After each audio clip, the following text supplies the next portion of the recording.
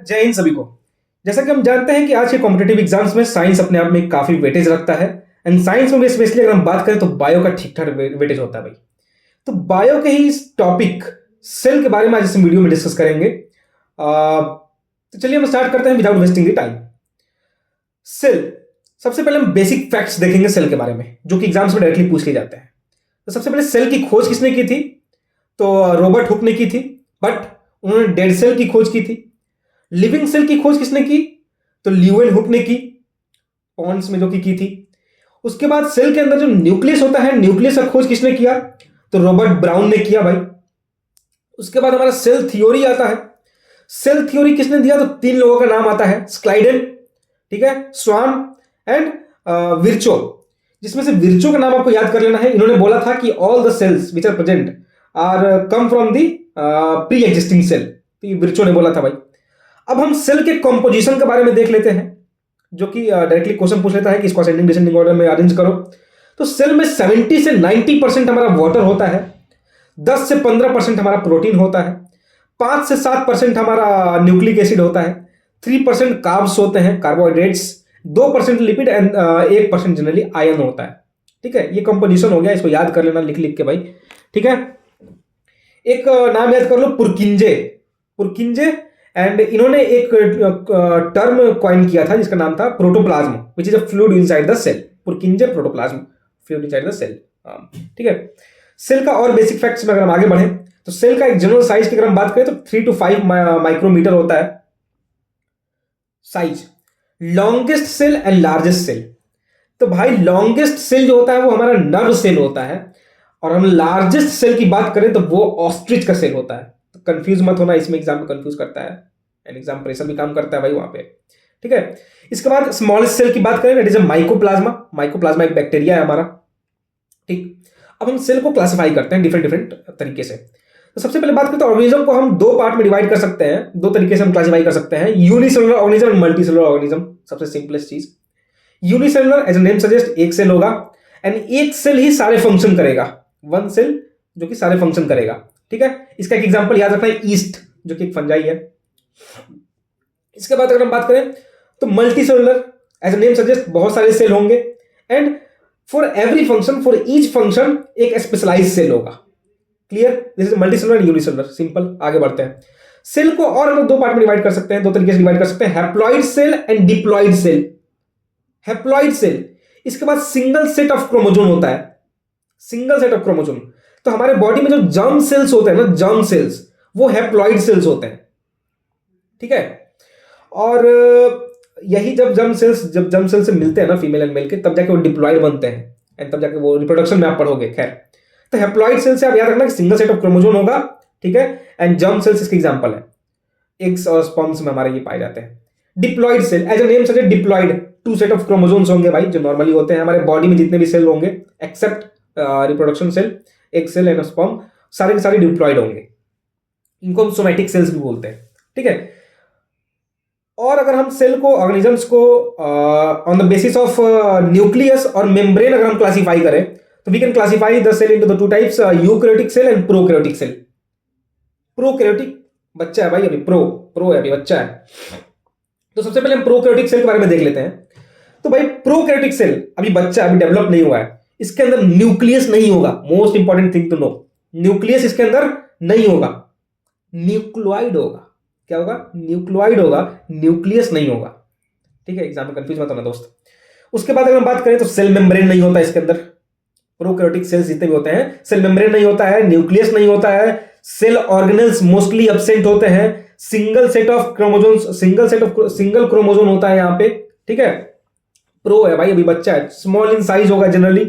ठीक है, और इसके एग्जांपल अगर हम देख लें तो ब्लू ग्रीन एल्गी हो गया, बैक्टीरिया हो गया, माइकोप्लाज्मा हो गया, ये सब इसके एग्जांपल्स हो गए। यूकैरियोटिक सेल, यूकैरियोटिक अब प्रॉपर्ली डेवलप हो चुका है, इसमें न्यूक्लियस होगा, सेल मेम्ब्रेन होगा, ठीक है, chromosome, more than one chromosomes होंगे, लार्ज इन साइज होगा relatively as compare to prokaryotes. ठीक है, एंड ये प्लांट, एनिमल्स एंड फंजाई वगैरह में मिलते हैं यूकैरियोटिक सेल।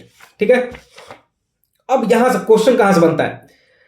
प्रोकैरियोटिक सेल और यूकैरियोटिक सेल में कुछ चीजें जो है वो कॉमन मिलती हैं, दोनों में मिलती हैं, एंड यहां से क्वेश्चन एग्जाम में पूछ लेता है।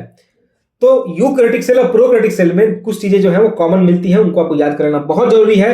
एंड उनमें से सबसे ज्यादा जरूरी है याद करना कि राइबोसोम जो है वो दोनों में मिलता है। क्या? राइबोसोम दोनों में मिलता है, यूकैरियोटिक एंड प्रोकैरियोटिक दोनों में। बाकी अगर हम बात करें तो प्लाज्मा मेम्ब्रेन हो गया, सेल वॉल हो गया, साइटोप्लाज्म हो गया, ये दोनों में मिलता है, बट राइबोसोम आप याद रखना। और अगर हम प्रोकैरियोटिक सेल के बारे में बात करें तो याद रखना एक चीज नोट में लिख लो, एक्सेप्ट माइकोप्लाज्मा सबके पास सेल वॉल होता है। प्रोकैरियोटिक में एक्सेप्ट माइकोप्लाज्मा सबके पास सेल वॉल होता है, ठीक है। तो ये हो गया प्रोटोप्लाज्मा और यूकैरियोटिक एंड प्रोकैरियोटिक। इसके बाद अगर हम थोड़ी सी बात करें यार, आगे बढ़े अगर हम सेल में, तो बैक्टीरिया एक थोड़ा सा स्पेशल अपना पोजीशन रखता है सेल में।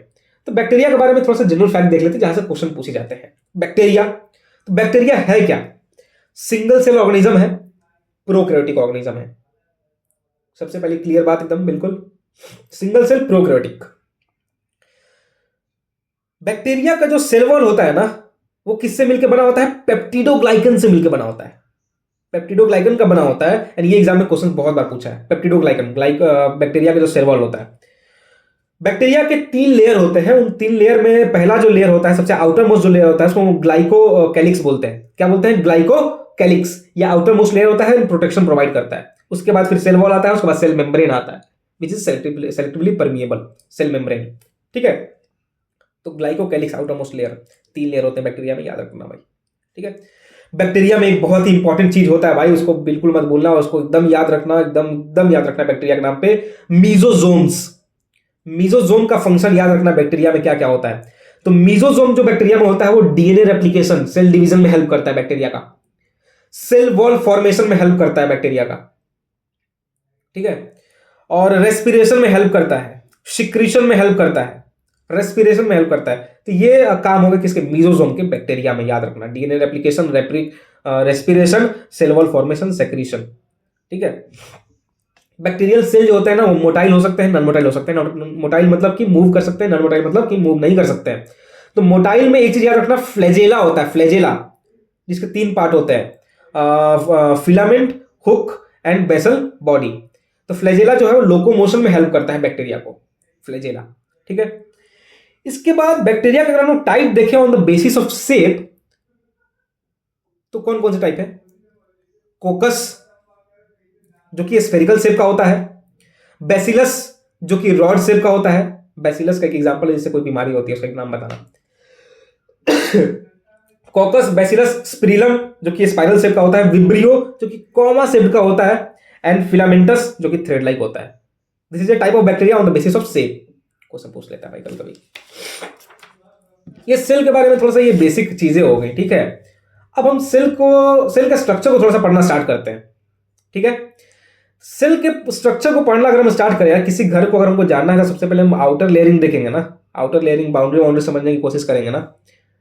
सबसे पहले हम सेल के आउटर बाउंड्री को समझ लेते हैं, उसके बाद सेल के घर के अंदर चलेंगे दोस्त, ठीक है। 2 चीजें हमको पढ़नी है आउटर बाउंड्री में। सबसे पहला सेल वॉल बोलते हैं, या फिर उसको प्लाज्मा मेम्ब्रेन बोल लो, और एक प्लाज्मा मेम्ब्रेन बोल लो, या फिर सेल मेम्ब्रेन बोल लो, और दूसरा है सेल वॉल। तो सबसे पहले प्लाज्मा मेम्ब्रेन के बारे में देखते हैं दोस्त, इंपॉर्टेंट है थोड़ा, देखना इसको ध्यान से सुनना, एक चीज, एक वर्ड से क्वेश्चन बना है भाई, तो ध्यान से सुनना।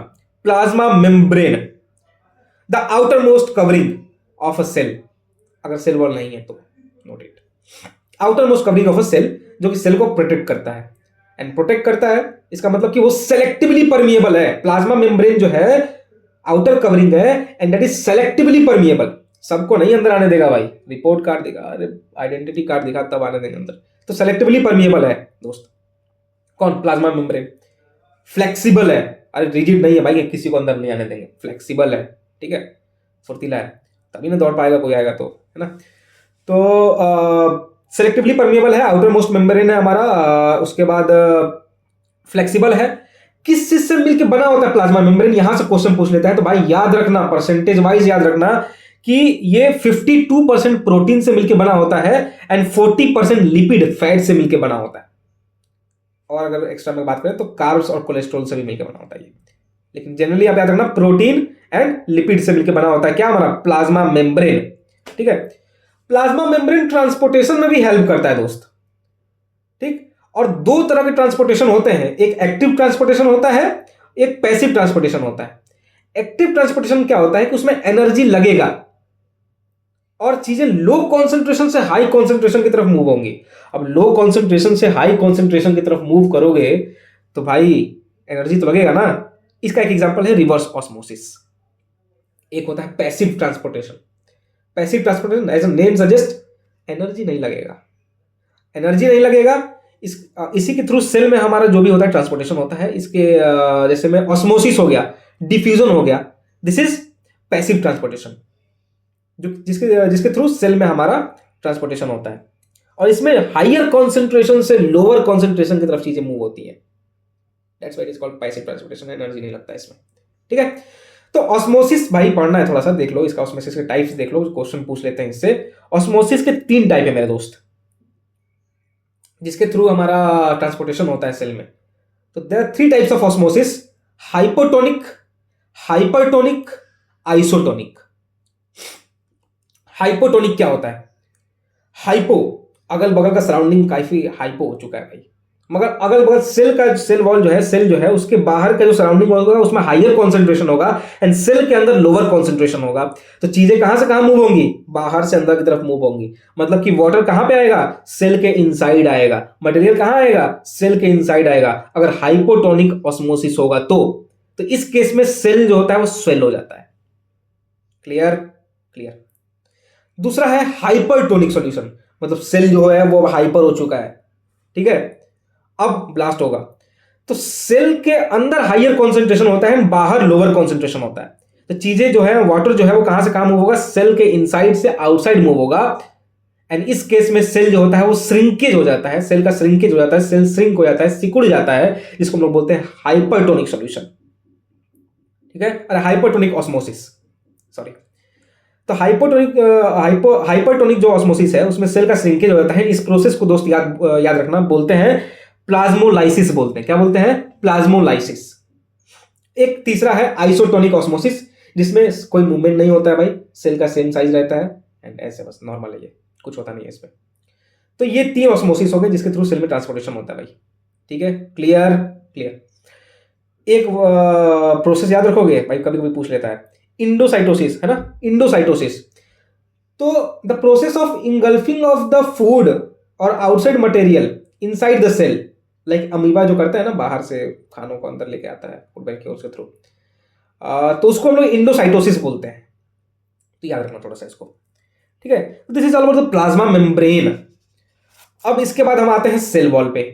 तो first thing to note about the cell wall is, cell wall केवल प्लांट्स में होता है, एल्गी में होता है, फंजाई में होता है और बैक्टीरिया में होता है। एनिमल्स में नहीं होता है क्या? सेल वॉल, ठीक है। तो क्वेश्चन कहां से बनता है कि जो सेल वॉल है किस किस से मिलकर बना है? बैक्टीरिया में भाई, जैसे कि मैंने पहले ही बताया कि पेप्टिडोग्लाइकन से मिलकर बना होता है सेल वॉल, ठीक है। प्लांट में सेलुलोज से मिलकर बना होता है, फंजाई में चिटिन से मिलकर बना होता है एंड एल्गी में सेलुलोज और गैलेक्टोन से मिलकर बना होता है, ठीक है। तो ये कंपोजिशन याद रखना, किस किस से मिलकर सेल वॉल बना होता है, डिफरेंट डिफरेंट इसमें, प्लांट में, बैक्टीरिया में ना।